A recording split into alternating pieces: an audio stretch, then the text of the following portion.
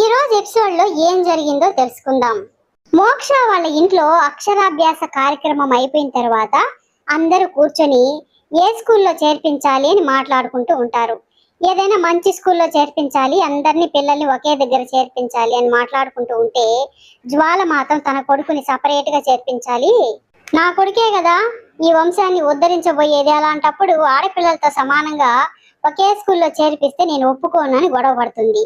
చిత్ర కూడా ఆడపిల్లల్ని వేరు చేసి మాట్లాడొద్దక్క అని ఆమె కూడా అడుగుతుంది. ఇంట్లో వాళ్ళందరూ నచ్చ చెప్పడంతో జ్వాల అందరి పిల్లలతో పాటు గణాన్ని కూడా చదివించడానికి ఒప్పుకుంటుంది. మీ పిల్లల్ని మాత్రం మంచి స్కూల్ వెతికి మరీ చదివిస్తున్నారు, నా బిడ్డకి మాత్రం మంచి చదువులు అవసరం లేదా అని చిత్ర వాపోతుంది. ఉన్న ఒక్కగానొక కూతుర్ని నీ దగ్గర ఉంచుకోకుండా మీ అమ్మగారింట్లో పెట్టి మరీ చదివిస్తున్నావు, మళ్ళీ నువ్వేంటి మాట్లాడుతున్నావు అని వైదేహి కూడా అడగడంతో లేదమ్మా ఇక్కడే తీసుకొచ్చి చదివించాలనుకుంటున్నామని భార్గవ్ అయితే చెప్తాడు. ఇక చాలా మంచిదిరా, అందరూ ఒకే దగ్గర ఉంటే ఒకేసారి వెళ్ళి అందరూ ఒకే దగ్గర చదువుకుంటే బాగుంటుందని ఇంట్లో వాళ్ళందరూ మాట్లాడుకుంటారు.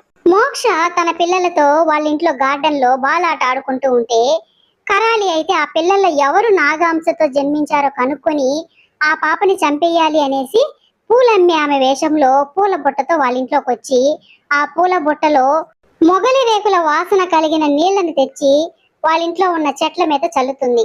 ఈ వాసనకి ఎవరైతే ఈ చెట్టు దగ్గరికి వస్తారో ఆ పిల్లలో ఖచ్చితంగా నాగంశ లక్షణాలు ఉంటాయి, అప్పుడు ఆ పిల్లని గుర్తించి చంపేయొచ్చు అని కరాలి ప్లాన్ వేసుకొని వాళ్ళ ఇంట్లోకి వస్తుంది.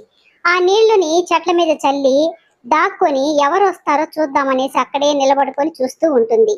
ఆ పిల్లలు ఆడుకునేటప్పుడు వైశాలి చేతికి ఉన్న రుద్రాక్షలు కూడా ఊడి కింద పడిపోతాయి, అది కూడా కరాళీకి అవకాశంగా మారుతుంది.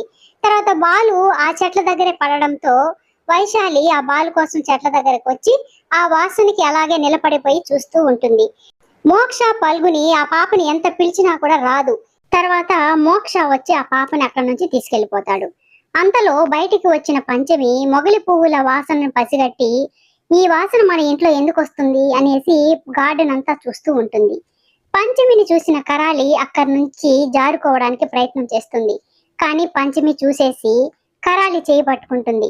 కరాలిని చూసి ఆశ్చర్యపోయి నువ్వెందుకు వచ్చావు ఇక్కడికి అని గద్దిస్తుంది. కరాలి అయితే నువ్వు నా నుంచి తప్పించుకోలేవు పంచమి, నీ పిల్లల్లో ఎవరు నాగాంశతో జన్మించారో కనుక్కొని ఆ పాపను చంపేయడం ఖాయం, నువ్వైతే ఆ పాపని రక్షించుకోలేవు అని చెప్తుంది. పంచమి మాత్రము నా పిల్లలు మామూలు మనుషులే, నువ్వు పొరపడుతున్నావు, నాగాంశతో ఎవ్వరూ జన్మించలేదని చెప్తూ ఉంటుంది.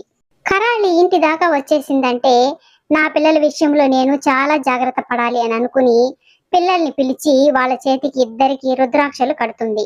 అది చూసి జ్వాల అయితే అడుగుతుంది, ఎందుకు నీ పిల్లలకి రుద్రాక్షలు కడుతున్నావు, ఎందుకు అంత జాగ్రత్తలు తీసుకుంటున్నావు, భయపడిపోతున్నావు, నీ ముఖం చూస్తుంటేనే అర్థమైపోతుంది, నీలాగే నీ పిల్లలకి కూడా పాము లక్షణాలు వచ్చాయని భయపడుతున్నావా ఏంటి అని అడుగుతుంది.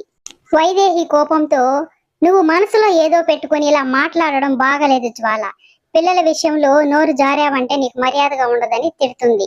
మోక్ష పంచమీలు కూడా జ్వాలకి వార్నింగ్ ఇస్తారు, మా పిల్లల విషయంలో జోక్యం చేసుకున్నావంటే ఇక మీదట నేను ఊరుకోను అని వాళ్ళిద్దరూ చెప్తారు. నాగేశ్వరి విషయానికి వస్తే నాగేశ్వరి నాగదేవతతో చెప్తూ ఉంటుంది. ఆ పంచమి తన పిల్లల్ని ఎంతో జాగ్రత్తగా కాపాడుకుంటూ ఉంటుంది.